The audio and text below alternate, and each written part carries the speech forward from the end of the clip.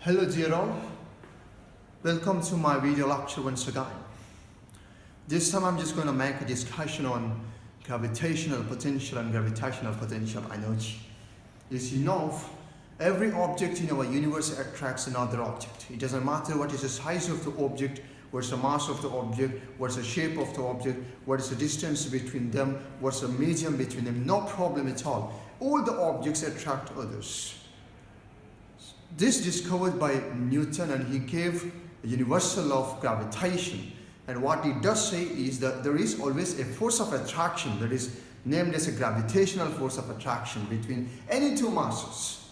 It could be any masses, no problem. It could be any size, whatever the medium in between them, not a problem. But there is a gravitational force of attraction between any two masses. And that magnitude of the force is determined by the distance between them and the masses of the objects. And he gave a nice universal law of gravitation that is just given by F is directly proportional to product of masses and inversely proportional to distance squared.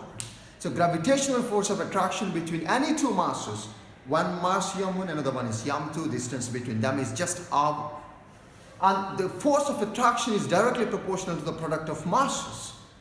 And it's also inversely proportional to the square of the distance between them. So if those two bodies are situated with a greater distance, the force of attraction will be less because this size, F, is inversely proportional to the square of the distance. And if both the masses are huge, then the gravitational force of attraction between them will be more. That's how this force law says. The same Newton told that if an object is on Earth's surface or somewhere with a height h, whatever it is, there will be gravitational force acting on it. There is nothing but weight. So weight is just a measure of mass into gravitational acceleration. So no matter what is a mass, there is always a gravitational force acting on that body. That is just m times g, mass in terms of gravitational acceleration. And also in another video lecture I discussed, you can change the weight by changing the gravitational acceleration value. If you go above the Earth's surface, what happens is gravitational acceleration value keeps decreasing. So that weight keeps decreasing. And if you go inside the Earth also, the gravitational acceleration also keeps decreasing. So also, hence the weight also keeps decreasing. But on the surface, the weight value is always maximum. There is just mass times g. G is 9.8 meter per second square. So now Earth we have, let me say I have got an Earth here. The mass of the Earth is just capital M, which is concentrated at the center, and radius of the Earth is just capital R. It's very understood that if you keep a body on the Earth's surface, there is always an attraction between that body of a mass m and Earth, right? That's why the body keeps on the Earth. That's why the body is on the Earth's surface, which is attracted by the Earth gravitational pull.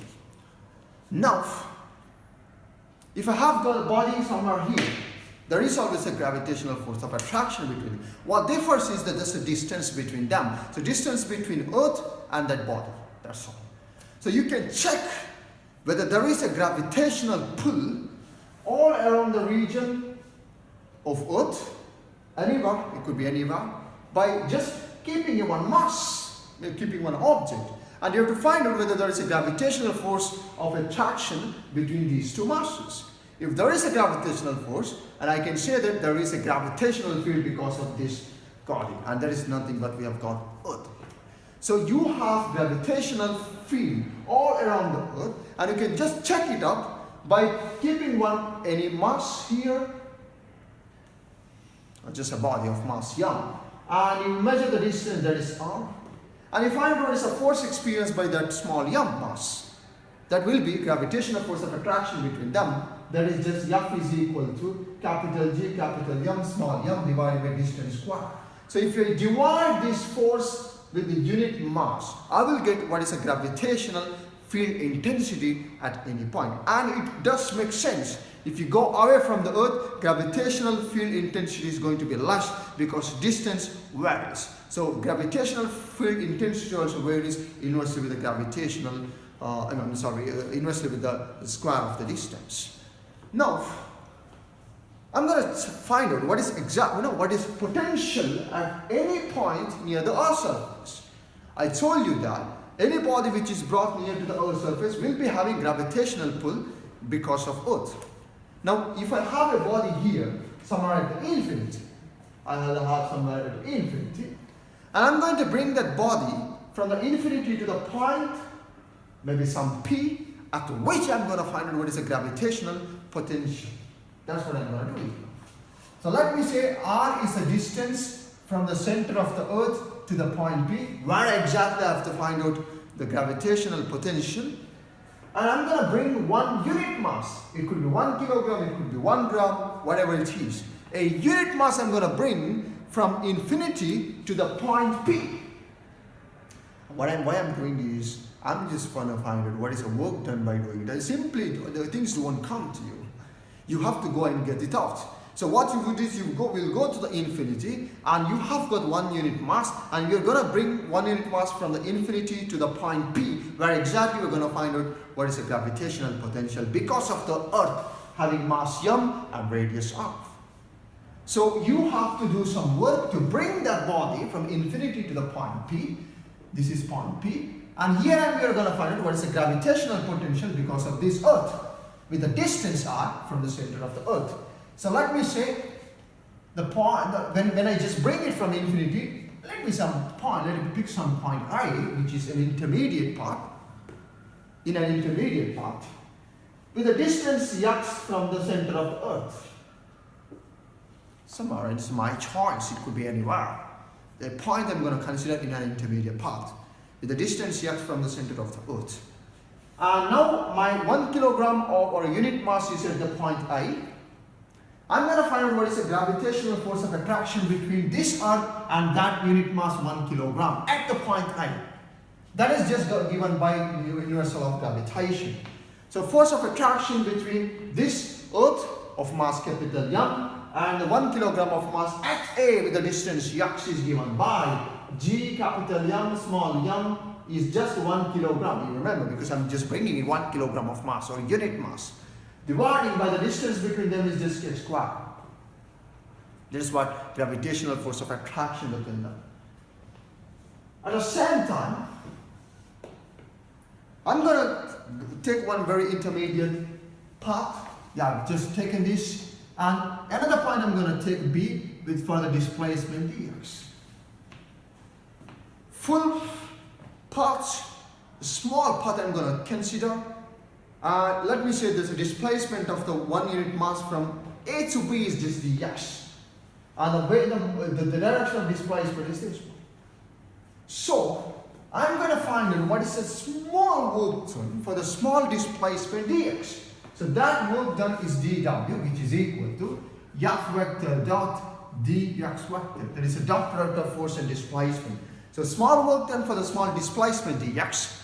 And you've got magnitude of f, magnitude of dx, cos of angle between them. Remember, I'm just having a gravitational force this way. And also the displacement of the body is also in the same y. So the angle between them is just 0. So cos 0 is just 1. So I will be having cos 0, that is just f dx. That is a small work done. Where f is a gravitational force of attraction between unit mass and the Earth. That is dw is equal to f is just here, capital G, capital M times 1, because I'm bringing 1 unit mass, divided by the distance x squared times dx. This is what the small work done for the small displacement dx. But I'm going to find out what is the total work done in bringing the unit mass from infinity to the point P. So I'm going to find out that. So to find out the total work done, what I will do is I will just integrate this. So this is a small work done. If I just integrate, if I just add it to all dw from infinity to the point P, I would get what is the total work done and bringing a unit mass from the infinity to the point P. So that's what I'm going to do it here. Infinity to the point P with a distance r. So infinity to the point P where the distance is r. Small work done will give you the total work done. That's what I wanted now. So infinity to the points r, capital G, capital M dividing by x squared times dx. Here, W is equal to Capital G is just a gravitational constant which is independent of the distance. It's not a problem at all. Capital M is also mass of the earth, which is not going to be varied anyhow. And integration from infinity to the r, you are having only 1 by x squared with respect to dx. This is going to be very nice integral here. I'm going to do it here. Infinity to the r, 1 by x squared is x to the power minus 2 dx. X to the power n dx integration is x to the power n plus 1 by n plus 1. So now we've got x to the power minus 2 plus 1 by minus 2 plus 1, limit infinity to r. That is equal to x to the power minus 1 by minus 1, limit infinity to r. That's what I'm going to substitute here. So the total work done in bringing a unit mass from infinity to the point P, we're exactly going to find out what is the gravitational potential, is equal to the integration infinity to r. I'm sorry for that, it's not integration, it's already done there. I'm not going to do it again. Capital G, capital M, this integral is here, minus 1, x to the power minus 1 is 1 by x, infinity to r. This is just integration of x to the power minus 2 dx. That is equal to minus dm for x I substitute as r, 1 by r minus 1 by infinity. I know that 1 by infinity is just 0. It will give you null value. So r would remain like minus capital G m divided by r. So this is what I've got, the work done. I need to do some work to bring the unit mass from infinity to the point P. Whatever the work I do is going to be exactly the gravitational potential at the point P. Because the force involved is just a conservative. I'm telling you now, the gravitational force is a conservative force. And since gravitational force is conservative, whatever the work done, that is a total work that I've calculated in bringing the unit mass from infinity to the point P, that is work done which is exactly equal to potential HP. So that is W is just potential is equal to minus capital G capital M divided by R, where R is a distance from the point P to the earth center, where at point P I'm going to find out what is the gravitational potential, and I found this also. Going to gravitational potential energy, the only one difference between gravitational potential and gravitational potential energy is what you are bringing. If you're going to bring your unit mass from the infinity to the point P, then it is going to be gravitational potential. Whatever the work you do in bringing the unit mass from infinity to the point P is going to be exactly gravitational potential. Suppose you bring a unit, not unit mass, you bring a mass some m, maybe small m, from the infinity to the point P, where exactly you're going to find out is a gravitational potential energy. So now whatever the work you do it in making that business from infinity to the point P is going to be exactly gravitational potential energy. If you bring unit mass, it's gravitational potential.